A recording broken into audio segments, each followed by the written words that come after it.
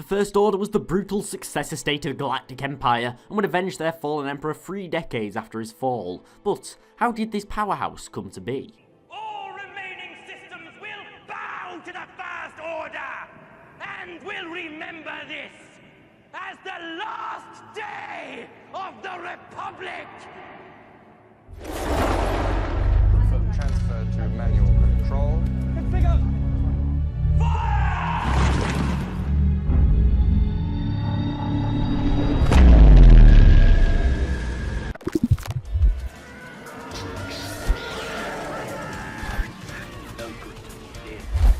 So a year after the Battle of Endor, crushing defeat to the hands of the rebels and the New Republic, something called the Battle of Jakku happened. The Imperials lost, and Masameda, the Grand Vizier, signed something known as the Galactic Concordance. Now, this was essentially the formal disbandment of the Galactic Empire, and although Ameda was allowed to govern Coruscant under very strict supervision, a huge portion of the Imperial Galactic military, under Grand Admiral Ray Sloan and Commandant Brendel Hux, fled into the unknown regions following old Imperial maps created by Grand Admiral Thrawn.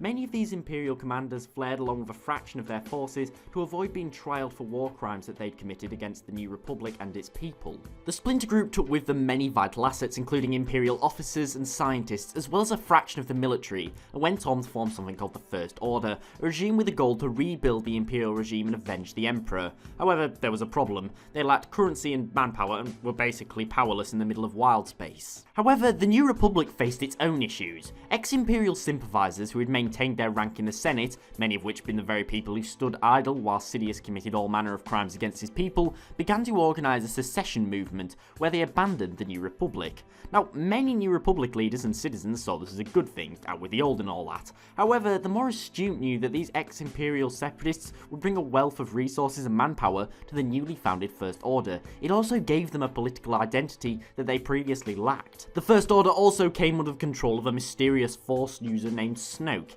who sought the destruction of the newly founded Jedi Order by manipulating and stealing Luke's star pupil and nephew Ben Solo, who would become Kylo Ren. This action ensured that the Jedi would not rise to stand in the Order's path. But this wasn't enough. The Order needed credits, and lots of them, particularly to fund their capital ships, and they had limited ways of doing this. You see, the New Republic had taken some feeble measures to prevent the New Order growing too powerful, the key of which was sanctions. This severely handicapped the Order's economy, but they found a nefarious way around this. Using a group of bandits claiming to be the descendants of an ancient warrior tribe, they used them as a proxy to invest huge amounts of credits in Riverine D's cartel.